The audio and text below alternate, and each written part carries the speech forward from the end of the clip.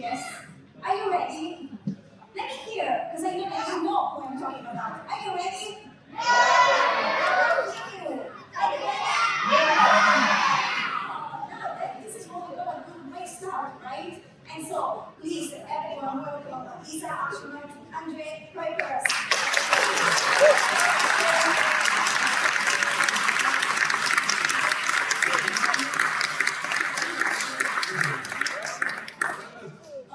International guests here, so make sure for being patient with us, all the Dutch speakers, of course, also we speak English in the presentation. So, first of all, how are you, André? Excellent. I always feel at home here. I started here. We had wooden barracks here. I felt like a real pioneer when I started here as a medical doctor. I coordinated experiments that ESA did in the past with the other partners now in the International Space Station. So for me, this is my home, more or less. So I always feel at home here. It's already the 11th Open Day, and it's fantastic to be here again. It's really fantastic. As we were mentioning this morning, this is the first time we come back on site after 2 years, so we are really, really excited. Yeah. But let's dive into your space missions. You've been to the International Space Station twice. Yes. First time for the mission Delta in 2004, and second time for the mission Promise in 2011. So I'm really curious to know how your perception of space changed over the 2 missions. Yes. Well, actually a lot. The first time, it was 11 days, which was the normal time. Space shuttles were also 1 week, 2 weeks. So, but you know, if you're there for 11 days, you have to get used to it. In the beginning, you're a bit space sick, and you have to get used to the environment. But after a while, I felt great, but then I had to go back. You know, and so when I got the chance to fly again to the International Space Station for a long period now, I thought this is great. Now I really live there. But the space station was a bit different. It was twice as big. When I flew the first time, we didn't have a Columbus lab, we didn't have a Japanese lab, we didn't have the cupola, we didn't have that. We had some windows. So I already knew how beautiful the Earth was, and I thought, oh, I want to see more of that. But when I came in, yeah, we had much more space, much more room. I had our sleeping cabin. On our first flight, I just put my sleeping bag over a hatch, and that was it. And now I have my own sleeping cabin, and of course the cupola is fantastic. So it was really changed. It really changed, and nowadays, of course, it has been again bigger. So yeah, it's a living thing actually, the space station. Yeah. Fantastic. So I think we can then dive into the Delta mission, right, Nicola? Okay, start diving. And here we see the mission patch. Yes. Can you explain a bit more why was the name Delta chosen? Well, actually, but we use a lot of these abbreviations in spaceflight. So you get a very complex experiment and explanation what we're doing, and then they make a word of it. It's easier. Now, sometimes, actually most of the time nowadays, you first make a word and then you make up something that fits with it. So Holland is a delta. You know, all the rivers, it's really a delta. So the delta was a nice one.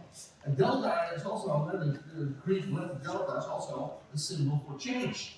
To change new things, change things. And of course, then we had the beautiful name of Delta, and now we had to find something to fit with it. So it became Dutch expedition for life science, technology, and atmospheric research. Because luckily we had one experiment to look at the atmosphere as well, so we could fit the A in as well. So that's how it began.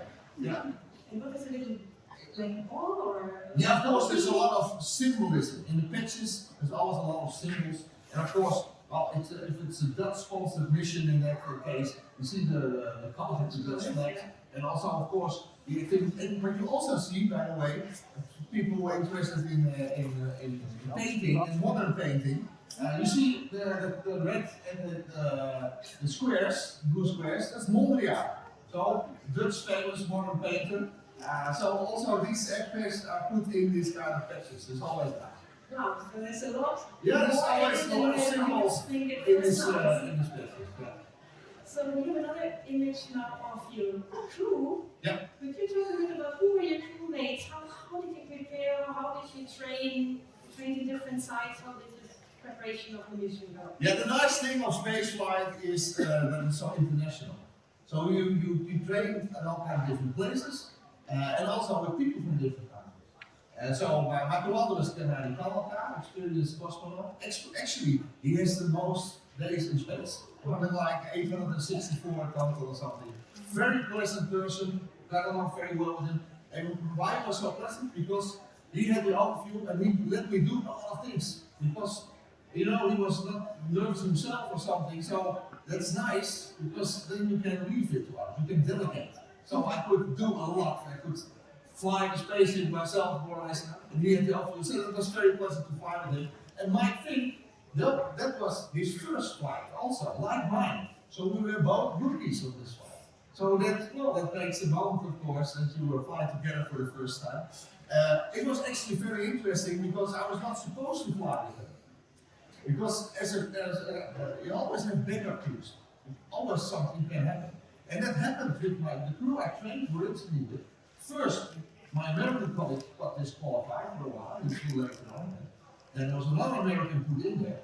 That didn't go totally alright. So a few months before our flight, all of a sudden, those two were put in. So I was the only stable factor in that mission. And we had to train a lot together because we had only a few months to get along. And it been fantastic, of course, we had a great flight. And the fun thing is, I went up for 11 days, and then they stayed behind for half a year. I went back. So Gennady said goodbye to me. On my next flight, I was up there, Expedition 30, and then somebody knocked on the door, and then Gennady came with Expedition 31. So we flying with them twice, so it was fun. Now we could open the door for him. So you switched roles. Yes. And then there was a lift off Yes. about the Soyuz. I think it was the Soyuz S8, right? How can you just describe this feeling of your first launch? Was it Yes. the first time? Yeah. Or two of you were for the first time Yes. in the launch, and of course you had your colleague who's very experienced. Did he make some jokes, or is it? No, well, for a launch is actually a bit boring. Okay. Because in the training, everything goes wrong. And the lights go on, and an alarm, you have to do things. In reality, everything is green, and you just wait until the time is there. So it's a bit boring. They play some music for you. It's exciting, the launch. Explain always to children, it's like being in a roller coaster. You know you want it, otherwise you're not waiting for an hour in the line for a roller coaster. You know that it's pretty safe, otherwise it's not in an amusement park. But you don't know what's coming. Then you're sitting in this seat, and then you cannot get out anymore. You're totally fixed, and the thing starts to move, and then you have this pleasant feeling in your stomach. And that's what you have in a launch also. You want it very much. You know it's pretty safe, but you don't know what's coming. So that feeling is a launch. You're very much concentrated. A lot is automatic in the launch from Soyuz. The other ones also, the Falcon are even more automatic. And there are certain moments that you have to pay attention. Because after the third stage is finished, there are some lines that have to go on. You have to separate from the capsule has to separate from the third stage. If not, then you start to tumble, you come back to Earth, etc. If it doesn't automatically, certain lights do not go on, then you have to throw a switch, push two buttons at the same time, and that's you concentrating on that. So actually the only fear that you have as an astronaut is that somebody tells you that it's off, that it's cancelled or something. You want to go so much. And then you launch, you cannot look outside in the beginning. Because of the antennas, there is a fairing around the capsule. So the antennas don't blow off, they're radar, radio antennas. But at 84 kilometers, the air is so thin that you can throw this off. So then you throw this fairing off, then you can look outside. So the window is just beside your head. So on my side, the sun came in. You know, I could not look out. And then Mike Fink, who was on the other side, he said, André, look. And then I turned my head to look at him, and beside him I saw a window. And the first time I saw this blue curvature and blackness of space. That's a space combination, blackness and blue Earth. So that was the first moment. Oh yes, this is it. And then it still has to begin because you have to go on from 84 to 250 kilometers, 400, etc., etc. But that was a special moment, both for Mike and me. The first time that we saw the Earth from space. Yeah, and then arrived. Yeah, and then after the launch, actually, how long is it the launch? very short. It's about 532 seconds. So less than 9 minutes, then you are in space. So, Less than 9 minutes you are in space, and then the engine is finished. And then, then where are you? 250 kilometers. Not straight up. You know, if I jump straight up, I fall straight down. If I jump to 250 kilometers or 1,000, gravity is just as strong, will pull you down as well. So you go straight up to the dense layers, and then you bend to the east, to the horizon, and you build up a speed of 28,000 kilometers per hour. So about 8 kilometers per second. That speed, that is what you need. And then you keep on falling. The Earth pulls you, but you go so fast forward that you constantly fall beyond the horizon. That's the whole trick. So 9 minutes you are in space, but you're not at the space station. Then you have to catch up with the space station. So we go from the inner curve, then we go a bit faster to the outer at 400 kilometers, where the space station is one. So this is our home for half a year. Exactly. And so when you arrived at the station, I think here we see the configuration of 2004. Yeah. So could you please describe it again? What do we see in the station at the moment? Yeah, the space station started in '98. The first objects were sent. The Saria was the first part of it. International, so soon there was now one attached for the American part. Then we built it up with the SWESDA, the main module on the back side. There was a US lab coming. Of course, solar panels that you see here for the power. You see also these radiators. That's to get rid of the heat. Our body makes heat. Equipment makes heat. But we cannot get this heat away because we don't have air to cool off. So we have to radiate it out. So these are this white bars there to radiate out the heat. So then the space station was getting bigger and bigger later on. But when I flew in 2004, it was this big. Yeah. Exactly. And so let's dive a bit into your space mission. And here we have a picture. So what were you doing here? Yeah, this was a nice demonstration. Actually, that's a totally different story. You can spend hours to talk about the era. What I'm showing here is a little model from the European robotic arm. Now, this is a fantastic project with a long story. It started already in the 80s, and it had been was supposed to fly in a shuttle, was supposed to fly on an independent European spacecraft, etc. There's a long history. The idea was that it would fly soon when I flew already in 2004. The model I have with me. I hope to install the real thing on my second flight, but only last year it was launched, so very late. And it's now active on the space station. So, and here I float with this little model as a demonstration of the European robotic arm. Beautiful piece of technology, built here in the Netherlands, and now active on the station. So that's so this was the beginning of it. Nice. Yes. Now let's move on with another picture.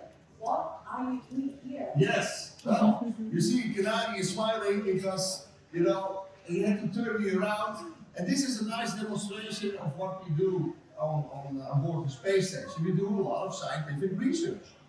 If you want to study something, you want to switch something out. You can switch the light off. You can make something totally quiet. High pressure, low pressure, temperature differences. But gravity you cannot switch off. Because gravity is always there. You can avoid it a bit with planes, parabolic flights. But if you want to study something where weight plays a role, and that can be fluid physics, it can be foam formation, crystal growth, but also if it's still an organ, for example. So if you want to study that, you want to go to a place where there is weightlessness, and that's the space station. So we do a lot of experiments that have to do with weightlessness, of course. And one of the things is human experiments, experiments on our body. And that take more time, because you're a machine yourself, you cannot switch it on and go away. And sometimes you need help with your colleagues. Now, this is an experiment with a special vest. TNO, well known in the Netherlands, Applied Physics, Institute of Applied Physics, they developed this vest and all kind of sensors in there, like you have your telephone, vibration sensors, to see if this could help to make people aware what is up and down, because in space there is no up and down. Everything is visual, only what you see. not let you feel. Sometimes I came into a module and I thought, I've not been here before. And why do they have lunch on the floor? Well, you turn it upside down, but you don't feel it. Now, this vest was to see if this would help. So I was blindfolded, so you can see where you are, and had earplugs in, so I cannot hear a certain machine. And then this vest had to tell me what was up and down. And then I had to notify it that, okay, now we're up, now we're down. So this is a nice demonstration of the kind of experiments we do, and also that you work together with your colleagues. So it's a lot of cooperation and good stuff. Yeah. Speaking of cooperation, you can see also again with your teammates. Yes.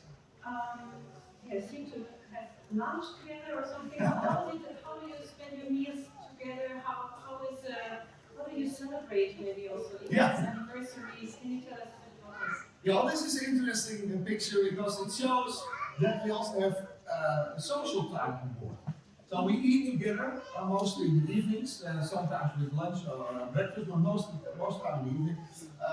And this is the moment that you see your colleagues as well, because it can be that you're working in the Columbus module, for example, and you're totally on your own for half the day or the whole day. So it's also a social event to be with your colleagues. That's very nice. You see that even if I'm eating, I'm a test subject for a blood pressure measurement on my hand, so you're always a test subject more or less. On the back you see pictures, and you might wonder who are these people? Well, Yuri Gagarin, the two in the center, the first person to orbit the planet. And left and right you see pictures of Tsiolkovsky. Tsiolkovsky was a teacher, science teacher, and he came up with the rocket principle. How can you propel yourself in space? Wings are no use. You need the rocket principle. Balloon, you put pressure in one in a place, and then you open one side, and it goes the other way. That's how a rocket works. Simply said. And he's honored there, so that's why we have the pictures.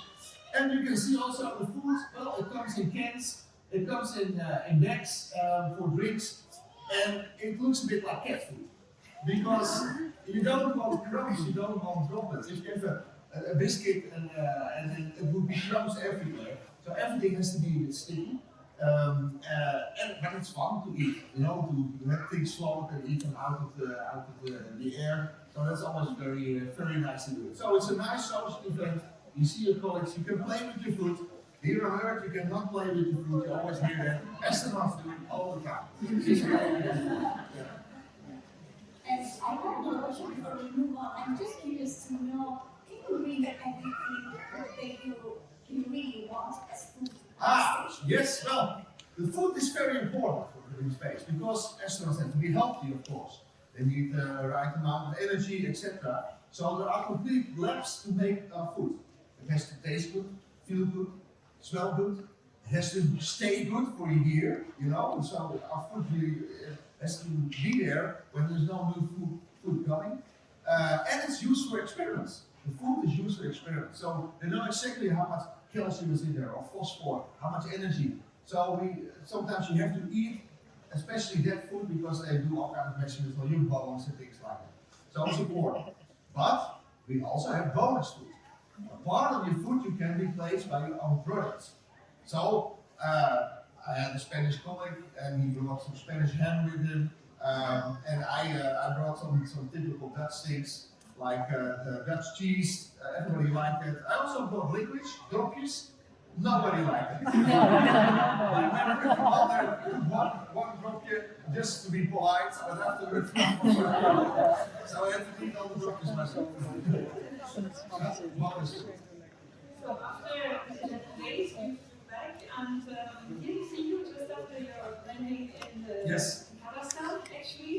Can you describe a bit how was this walking off the station? And then, everybody says it's quite a rough ride. Yes, the landing is the most exciting part of the space flight, not the launch. The launch, you're just trained, you did your exams, everything's automatic, and you get during the launch 3 to 4 times your body weight in terms of 14. The return is much more different because first of all, you're in space for half a year. You're not used to gravity anymore. You didn't train, well, a little bit with computers to prepare with. That's one thing. Then you have a speed of 28,000 kilometers. With that speed, you fall around the Earth. You put that speed in with a big rocket, but you don't have a rocket to take the speed out. So if you don't do anything, you keep on orbiting the planet with the same velocity, 8 kilometers per second. And if you don't do anything, you never come back. So that's, how do we do that? Well, 3 exciting moments. First of all, you have to brake. So at the back of the spacecraft are some small engines, rocket engines, and you burn it for say 5 minutes. Then your orbit gets a bit lower. So that happens over the Atlantic Ocean. The engine goes on 5 minutes and nothing happens. It's still black outside, still things are floating afterwards. But slowly you get closer to the atmosphere. And then at 140 kilometers, I'm talking about Soyuz now, you hear some bangs. And then the Soyuz spacecraft falls apart in 3 parts. We are in the center part, this is niche. The rest will burn out. If the engine doesn't work, you really have a problem. Because then you're gonna brake and you stay up there, so you have to find all kinds of things with small engines and go back to the station or whatever. Second part is then, of course, the heat shield. Because now you're going to lose your velocity because of friction. So at 100 kilometers altitude, somewhere over Turkey, if you want to land in Kazakhstan, then it starts to become orange or pink. You see sparks. And you push in your chair more and more and more. You fall backwards. So you fall this way backwards. So you don't get unconscious. So the blood in your brain, so your brain and your heart at the same level warm. So you don't get unconscious. It becomes very, very warm outside. 1500 to 2000 degrees Celsius. The flames are along the window. You know, it's like this along the window. So you fall backwards. You can push your chair with 4 or 5 times your body weight. Some flights went up to 8 times. 8 times is heavy then. But normally it's just say 4 or 5. That's the second exciting moment. The heat shield has to hold. And then the third is at 10 kilometers altitude, the parachute has to open. Went wrong with the first Soyuz, so it's an exciting moment. You get very dizzy. Everything starts to run. Instead of 2 displays, you see 20 displays. So it's a very strange feeling. Everything starts to move around you. It's a good feeling. It means that the parachute is open. If you don't feel it, you're a problem. So, and then you're pretty safe. Then you are stable on the parachute. Of course, then you still have to hit the ground, so you have to be careful. Your tongue is not between your teeth, your elbows inside. The helicopters fly around us. They tell us how high we are, more or less. But still unexpected, you hit the ground.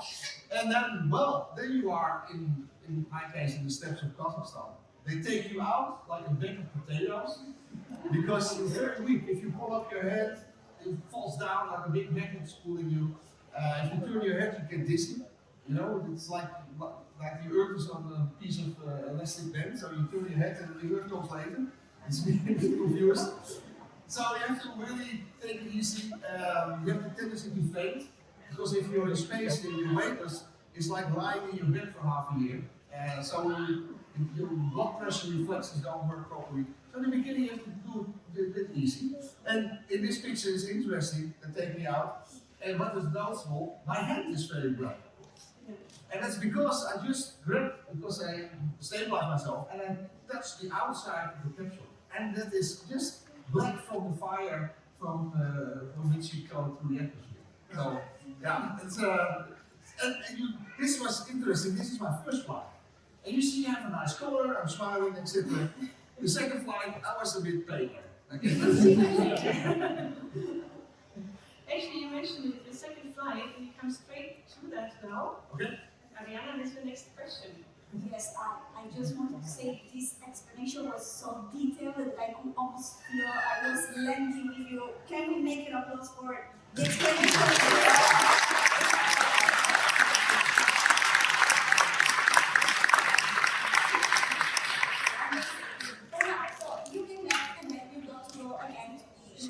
Space Station. Can you describe us this patch, this mission patch? Yes, well here also a lot of symbols. You see having a Dutch background, you see the orange in there. And you see that we try to find names where the International Space Station is in there. So ISS, so we have all kinds of names that have the ISS in the name. You see also what we do up there. We have a symbol for Earth observation, for technology, for science. And of course, the stars could be the cargo ships that we dock. All kinds of symbols are also in the patch. So this is one of the patches, because you have a patch for your Soyuz, this is this one. You have a patch for the mission, this is actually C30. And here the stars are the children of the astronauts. So that means all that symbol for all the children. And then we have a patch, this one, that you see here, which is for the ESA Day, for the European Space Agency and the task that we have on board. So there's all, actually you have all kinds of different patches on. Yeah. Fantastic.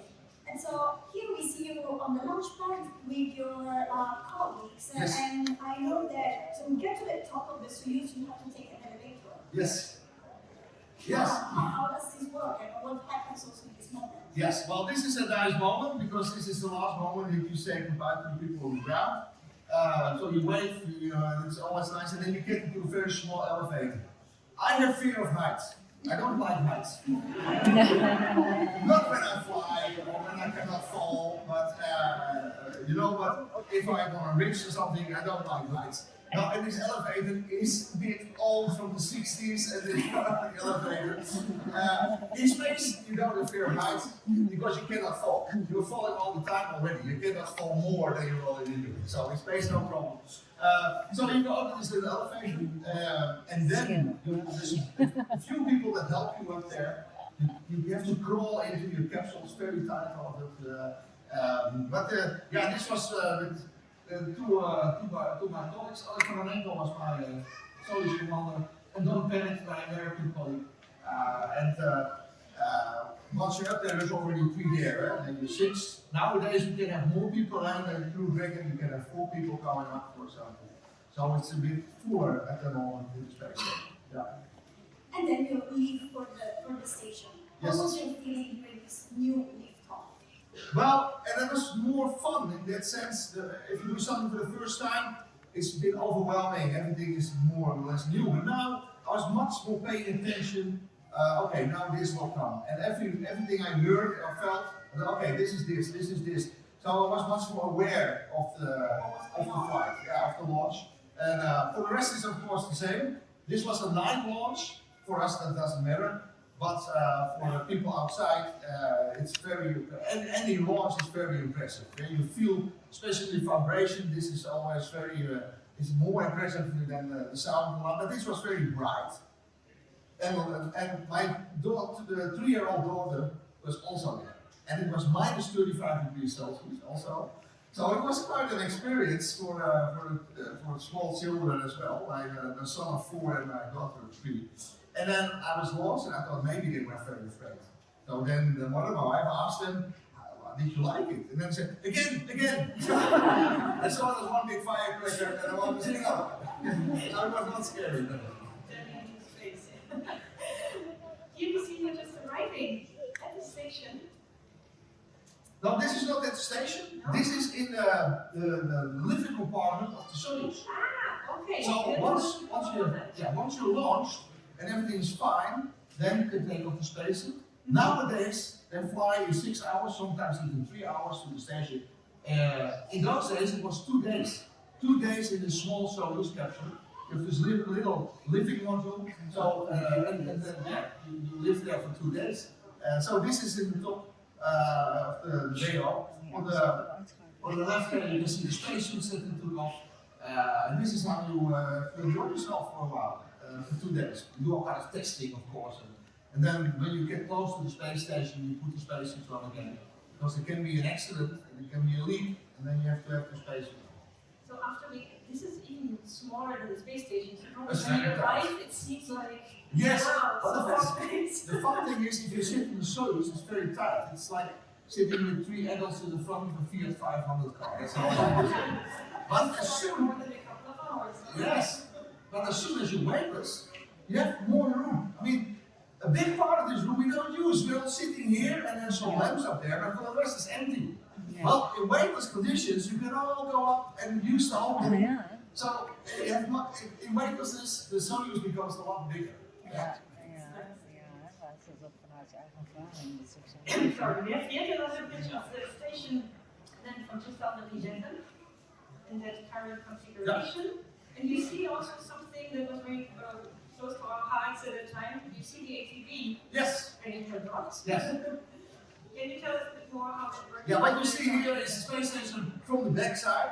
Of course, you saw the big solar panels, you see the radiators. On the bottom, you see a Soyuz and a Progress, in this UK and a cargo. But here on the back, that is a European ship, a European cargo ship, the automated transfer vehicle, which is also tested here at ESTEC. And the solar panels are Dutch, from built close to here in Leiden. And that was always very nice. Also, if there is a cargo ship coming, these are the operational tasks. You have all your work on board, cleaning, experiments, etc. But also the docking of other spacecraft. And this is a nice one. It's a huge thing. It's a double-decker bus. So you don't want this to hit you. So you're very concentrated. You watch the distances, the speed, the angles. We can interact if needed. And then it slowly approaches the station. Beautiful to see that. These are not wings, huh?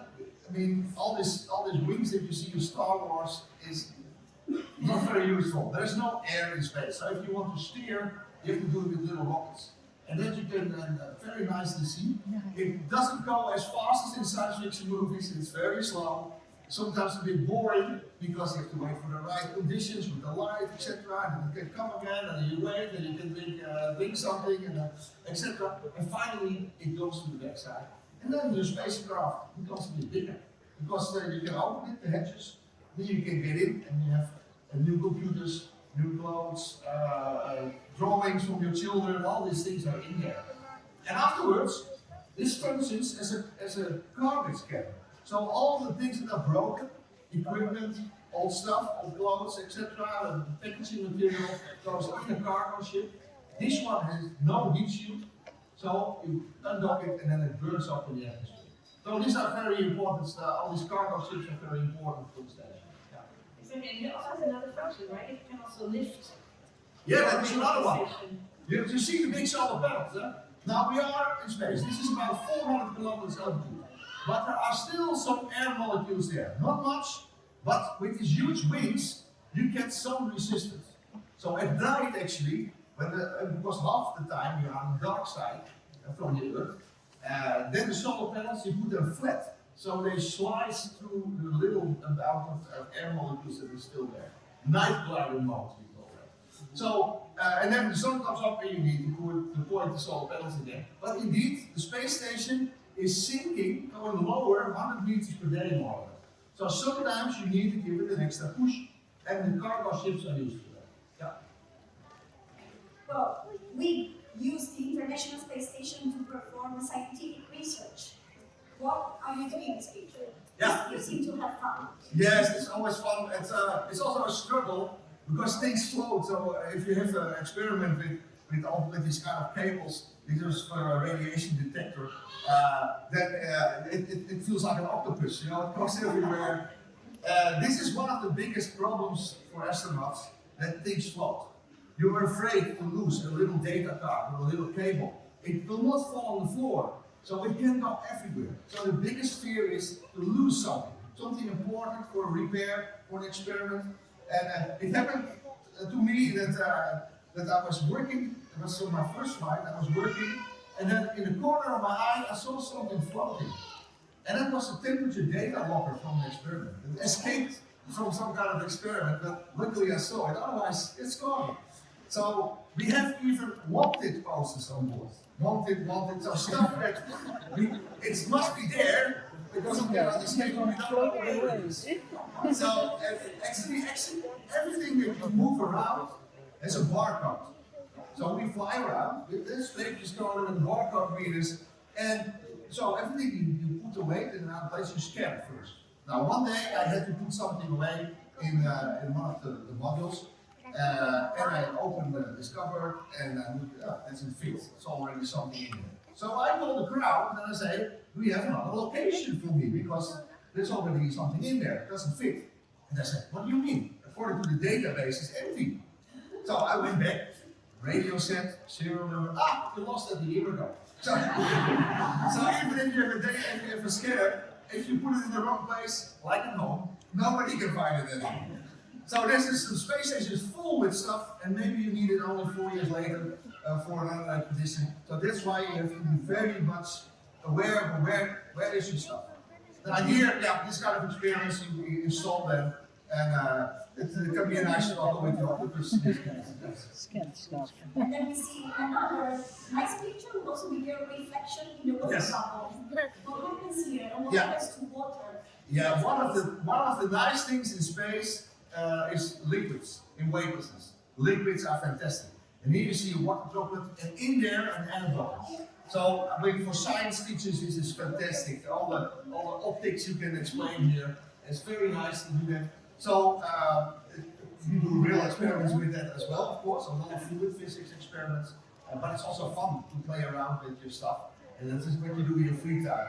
And it's one of the nicest things. If you ask me what's the nicest thing from space, it's the view, it's floating, playing with liquids. That is fascinating. I would love to do that every day. Don't do this at home. This won't work. Here we have actually a picture of you in the cupola that Yeah. had been just added, I think, a couple of months or a year before 2010, which we heard already before that it's one of the favorite places for spare time, Absolutely. relaxing and just enjoying the view. Yeah. And you were one of the first European astronauts also to enjoy this. It was fantastic. It's from us, from Europe. This is European built, the cupola. It's like a watchtower, windows all along, and a big window in the middle. So you really floating over the planet. Very thick layers, 7 layers of glass, because people say, is it not scary? Well, I think the glass is thicker than the walls of the station. So it's very safe, and of course, a favorite place. We can use it also to operate with robotic arm, for example, and working in there to grab things with a robotic arm. But indeed, it's the most favorite place because you see the whole world under you, above you. Depends on how you look out the window. There's no up and down. So depending how you look out, the Earth is above you, or below you, or beside you. And that's big fun. So you can put this slide around this picture and put also the group. So it's very much depending. I noticed that where my chin is pointing, that I consider as the floor. Because that's what you're used to. Not when you're in bed, but then you feel that you are higher. But if your chin is pointing to the earth, then you consider that as below. So it's very depending on how you look out of the window. And the earth is fantastic. Very thin atmosphere. You have the feeling if you blow very hard, that you blow off the whole atmosphere. And you are around it in 1.5 hours. It's really fast actually. So when we go with 28,000 kilometers per hour, the earth is 40,000. So in 1.5 hours you are there. Because it goes so fast, the sun goes down 16 times per day, and 16 times per day the sun comes up. Beautiful moments. So yeah, it's beautiful. So speaking of beautiful, we of course for everybody here from the Netherlands in our audience, we have some nice eye candy. You took some images of the Netherlands by night, of course, with a very special camera. Yes, that's correct. Because we're moving. If the Earth moves under you, it's about what you see from a passenger plane. About the same speed, we are much higher, they go much faster. So if you take a picture in daytime, it's okay, but at night, you get, of course, that it gets blurry because you move. So it was a nice device developed to compensate for the movement of the Earth. And then you can make nice sharp pictures. Now here you see the Randstad. I don't know if you recognize it. ESTEC is on here as well. So on the left, you see Rotterdam. You see also the very bright spots. These are the greenhouses, the vessel. So a lot of lights in there. In the center you have Utrecht. On the top you have Amsterdam. You see Schiphol Airport very well. And then if you go to the coast, in Zandvoort and I don't have a point, but ESTEC you can see as well there in between Noordwijk and Katwijk. If there's a cloud over the lights, then it becomes even brighter. So this is, say, an artifact. You see it so bright that you see the greenhouse, but it's because of the clouds that are lit up because of that. And well, you see also how many people live in this country, very intensely populated, but you see it all over the whole world. And that is very strange. If you fly over the Earth at night, it's very beautiful. It's like black velvet with golden embroidery on it, but you also realize there's a lot of people on the planet. There's actually hardly any dark places. Maybe on the ice of Greenland or something, but even in the Sahara you see some lights, fishing ships everywhere. And then you realize every day we grow with more than 200,000 people. Every day a city like Almere or Eindhoven or Groningen, every day a city. And they all want energy, they all want clean water, they all want transport. They have to be smart, and this makes you realize that you have to be careful. And the planet is not getting bigger, and we are growing, so we have to be smart. So beautiful to look at, but it's a lot of energy, a lot of people. We have another picture. I don't know if somebody in the audience knows what this shows. It's still the Netherlands. I'm glad to look myself this morning. Let's see. Yeah, this is Rotterdam. I think we have here Tilburg, Breda, Den Bosch, things like that. This is Noordwijk to the left there. Bosch you can see there, the big river. I don't know where everybody's coming from, maybe you can find your home in these ones. So, Tilburg to Rotterdam. That's for your orientation. This show is very, very beautiful. So if you want on our website, there are more images that are found in between missions. Yeah, it is a beautiful one. Nobody wants to live in the desert. Everybody lives on the Nile. It's a golden snake. You can see the Nile going all the way there to Sudan. Very nice to see the Cairo, the bright spot, or somewhere. So, and on the left here, under the Soyuz, you see Israel. Yeah, beautiful. Beautiful. Well, we can go on to the next pictures. And yes, that's what I wanted to show. Can you explain this picture? Yeah, well, this is one of the nice tasks that we have. You have all this, on the space station, you have to clean, you have to do maintenance, repairs, all the experiments, I just explained all that, but you also have the operational task. We first have the cargo ships that you have to dock, and you have the operational task, which is robotic arm. And here you can see it from the cupola, which we explained just now, this beautiful watchtower that we have there. This is the equipment that you use to operate this robotic arm. You have a lot of cameras, so you have all the screens, but you can also look at it straight away. So here you see this Canadian robotic arm, and you see the head of the arm there. So this is one of the nice tasks, the operational tasks to work with this robotic arms. Only we can see it. This was one of the tasks that we had to do. We showed the ATV, this automated vehicle, but during our flight we got the first cargo ready, the first cargo ship of SpaceX for Elon Musk to dock it. Now, this is also interesting. You train a lot for things, and a lot of things don't happen, that don't come. I was trained to drive a robotic car here in ESTEC from space. Well, it was postponed only my Danish colleague did it later on. On the other hand, you train for things that are not planned. I was not trained to dock, I was not planned to dock this first cargo ship, but as a backup I trained for it. But also that was postponed, and all of a sudden we got it now. So this is also, you need a lot of, say, patience and frustration tolerance if you're an astronaut. You train for a lot of things that you never use. 80% of what I learned I never used, because 80% is problem solving. So, and hopefully that never happens. But this was the nice one, so it came. This one is not coming automatically, you have to grab it. So that was exciting, because it was the first one. We didn't want this to hit us, so when it came closer, we had to send it away. So inside, you give it commands, send it away, let it come, send it away, lights on, lights off, to check if it listens to us properly. And then it could come closer, and to grab it with the robotic arm. Now, you don't want this to move around all of a sudden. So one person makes sure that the spacecraft is hanging still, the other grabs it, and we change roles, and then you have to bring it back to the space station and connect it.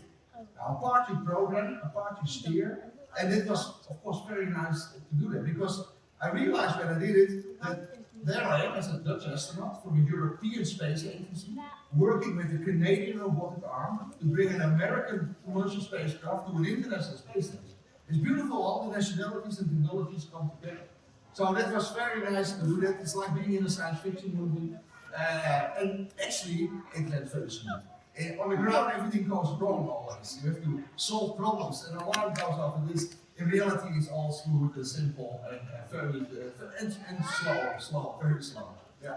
And so, after 6 months on board the International Space Station, you came back. Yes. Where did you land? Well, we landed sowieso always in Kazakhstan. In principle. In the past it happened that the capsule landed somewhere in the snowstorm in Siberia, but in principle we landed in the steppes of Kazakhstan. That's of course, like I said, it's the most exciting part of the flight. Like I mentioned, the engine has to work, the heat shield has to work, the parachute has to work, and then big hit, then you're in the steppes of Kazakhstan. So quickly they come to get you out of there, and there you are. Then you have to get used to the gravity, to the field of gravity again. So that takes a while. You have to recover a bit. I explained it earlier already. So nowadays we also land in water, but I assume the next speaker will talk about that more. I have one last question for you, Sure. if I may. What words of advice would you give to all the kids and young students who are here today and would like to push your career in space? Yes, well, you're in the right place. ESTEC is a good place. So stay here, we need you. Now, very important, if you like space flight, if you like technology and science, go for it. Never tell yourself that you cannot do something. If you have the passion for that, always try. Don't let anybody tell you you cannot. Do your best. Of course, the things you hear always, do your best at school, sleep well, eat well, do exercise, etc. But go for the things that interest you. Because if you like something, you probably also are very good in it. And that's the nice thing. It has to be fun, and it has to be, well, if I get the chance, I all want you here as engineers and scientists to work on the space business. So I would say, look around here, see what you like, and maybe you can work in the future. It would be great. Let's make a round of applause.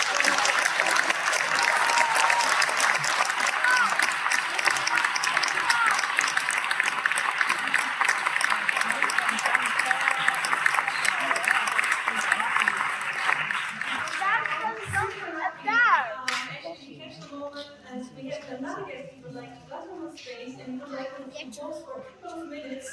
Since we so lucky in the program and not for it, please welcome Matthias Mahler.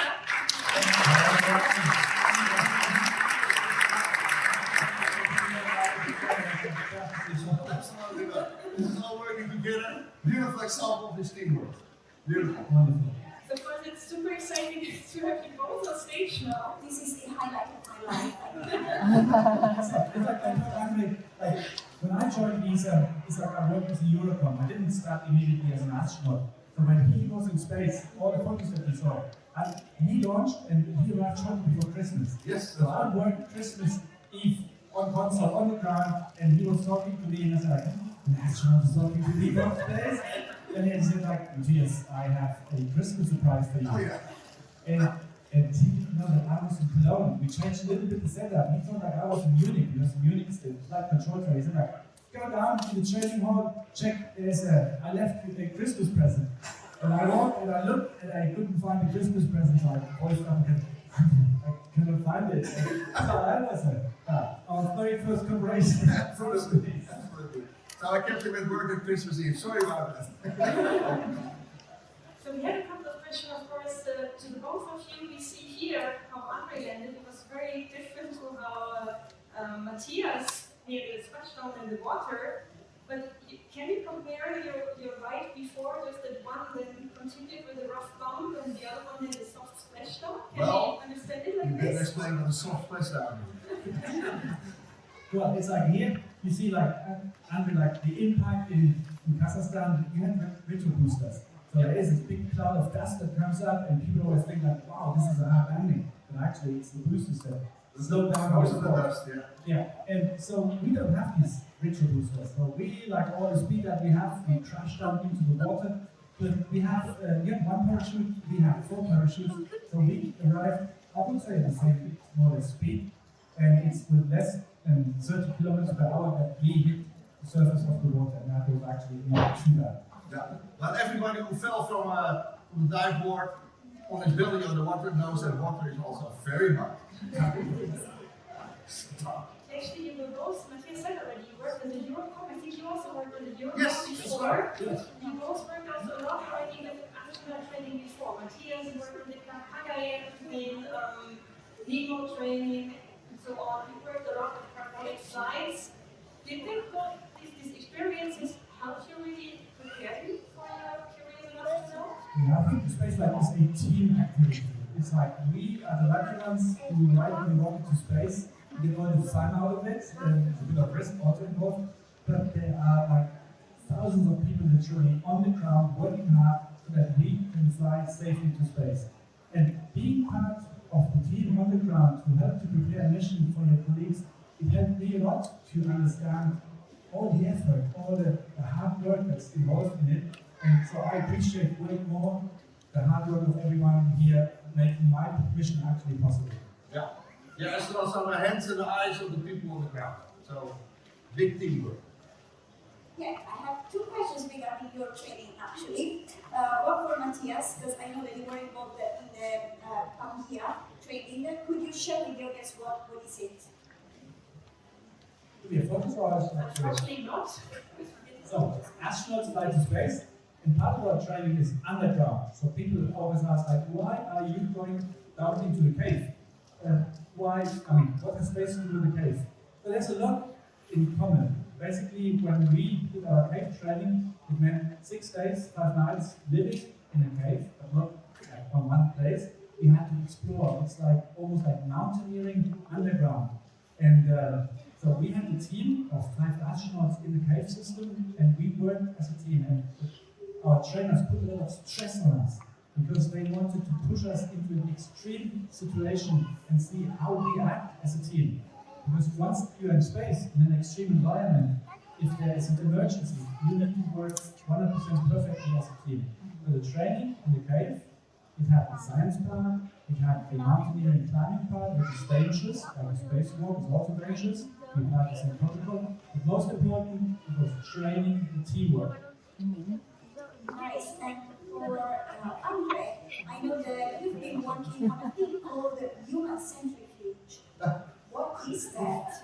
Well, everyone knows what the centrifuge is because it's in your washing machine. So everything goes to the outside, so you can get these acceleration forces you can mimic very well with something that rotates. And that's what we do with the centrifuge. If you put a cockpit in a centrifuge and you rotate it, you can simulate the launch and the landing and the G-forces. We do also research in these situations, and that's what I did before I became an astronaut. So before I worked for ESA, I was in charge of experiments that we did with centrifuges, and we did contact lenses for pilots, brain flow, all kind of different things. So the centrifuges are very useful for training, also for some kind of experiments.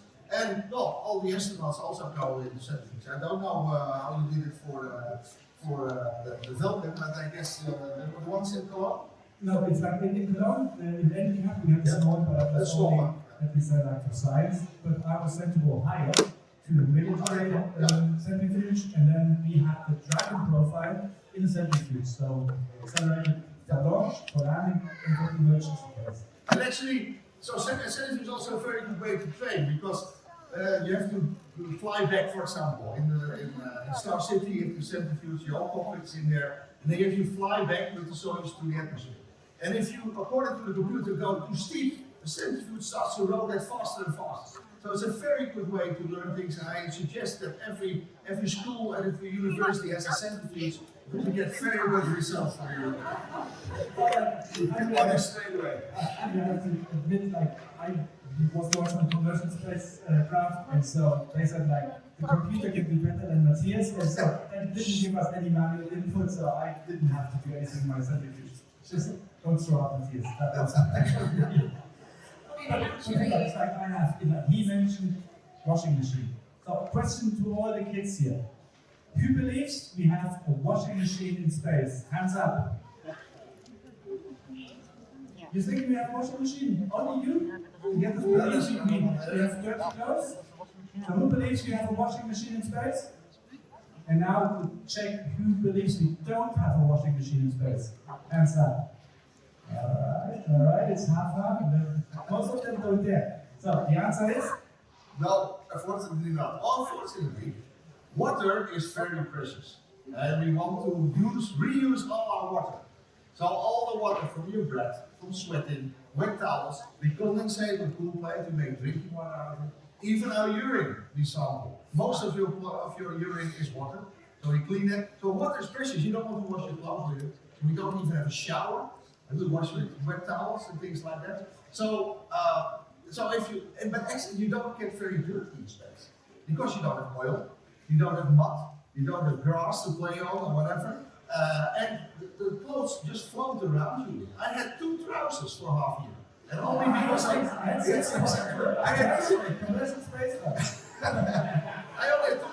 change color. Because your clothes don't really get dirty.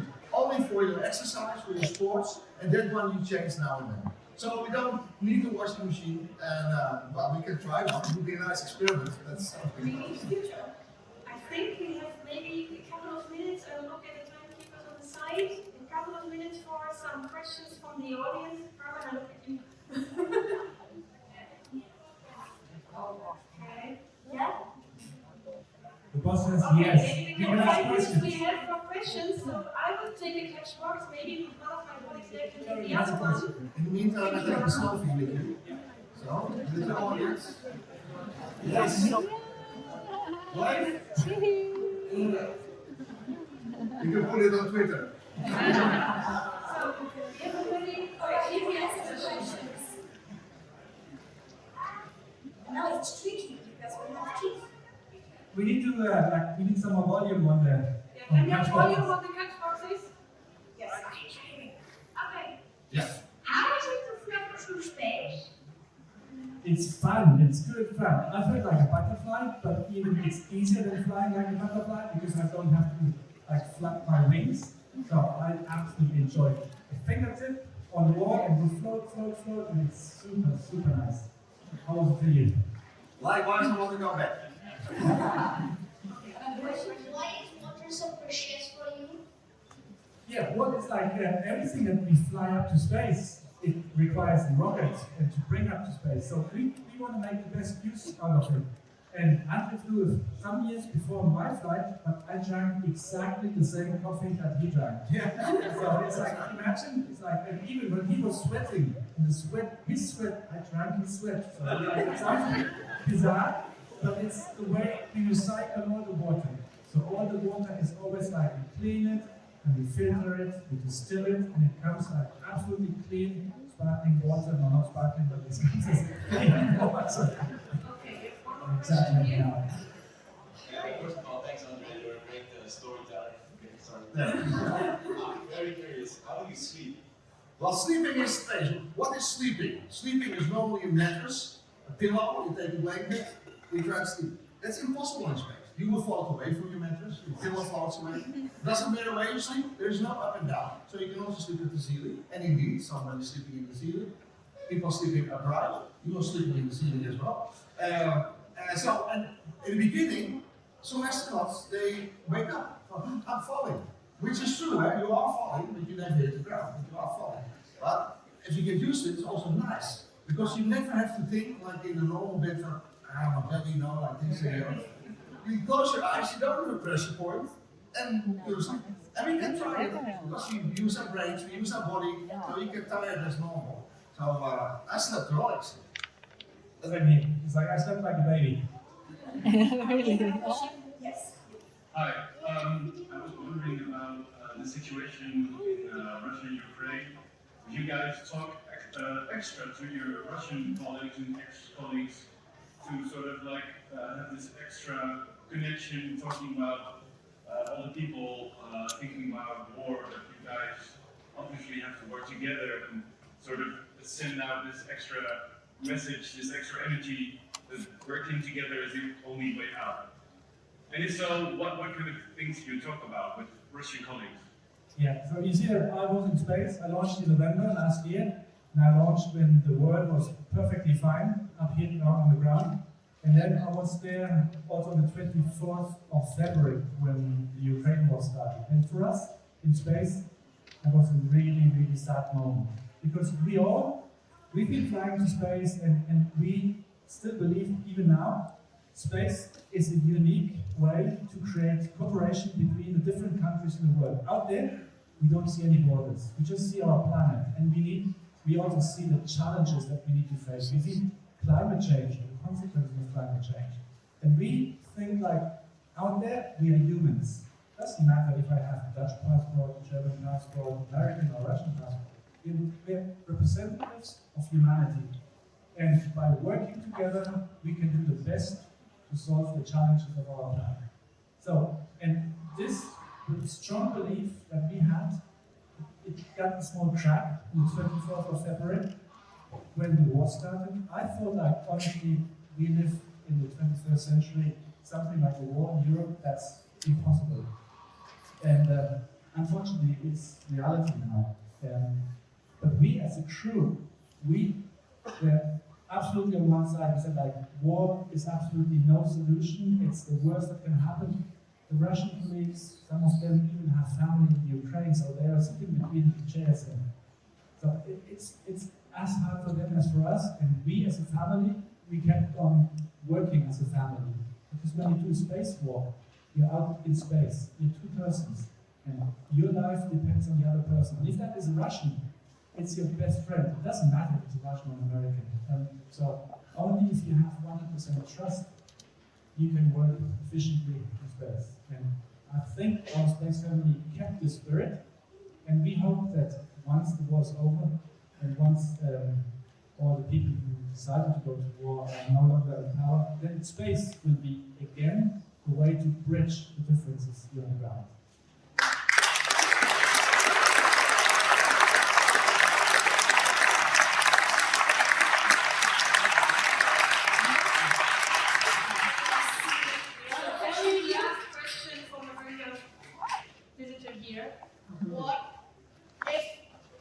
How do you use electronics in space? Like you use computers, but maybe there's no Wi-Fi there. Oh, there's Wi-Fi. We have Wi-Fi. We have internet. We have modem. We fly this. It's a good question. My colleagues asking the same question. When there's a football game in Brazil and you want to watch it here on television, you use a satellite, telecommunication. So the same satellite that you use for watching like sport events on the other side of the world, we use from our ISS. So we get the link to the satellite down to the ground. So I have a telephone, I can call my family, I can call André, or yeah. So it's like, you have internet, I have Spotify out there. So things are improving, I think there's Spotify. Thank you very much. Unfortunately, our time is